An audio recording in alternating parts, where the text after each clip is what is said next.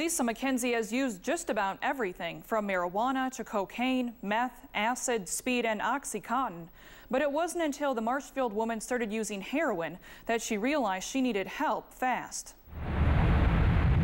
It was February of 2012 and Lisa McKenzie was deep in a drug-induced haze. You feel nothing. It's euphoric. Everything is gone. How often were you high?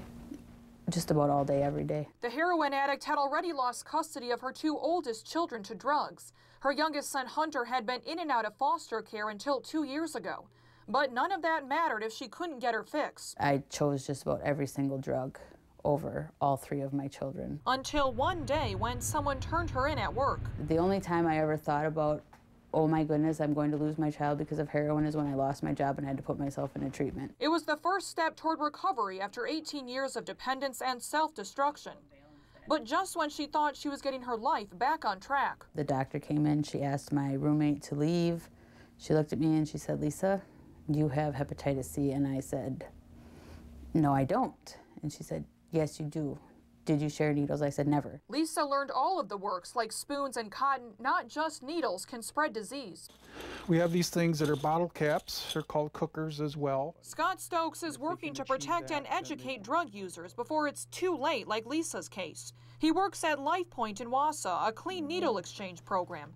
People can come in, no questions asked, and turn in dirty materials for new ones. And they also check for hepatitis C. Now we have this test that's just a finger stick and it's just a drop of blood, and it gives them a result in 20 minutes. So far this year, staff have given 55 tests. Nearly half have come back positive. I mean, that's a real high positivity rate, and we're feeling like we're just scratching the surface. Heroin use has already been linked to an outbreak in hepatitis C cases in Marathon, Portage, and Wood counties. And with access easier than ever, Lisa worries it's just a matter of time before those numbers go up. People think that they're being so safe, and there's no safe way to do a drug. I don't care who you are, because I was pretty sure I had it all figured out, and I'm dying. A heavy burden that also weighs down on the innocent bystanders. He knows that I have a blood disease. He knows that he needs to be tested also, because when he first came back from foster care, he played with one of my razor blades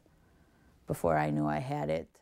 And just to give you an idea of how serious this disease is, Lisa says her immune system is much weaker now. She can't eat without feeling excruciating pain, and she's fatigued all the time. She and I were actually supposed to meet for this story last week, but she got some bad news from her doctor that day. She found out she also has an autoimmune liver disease.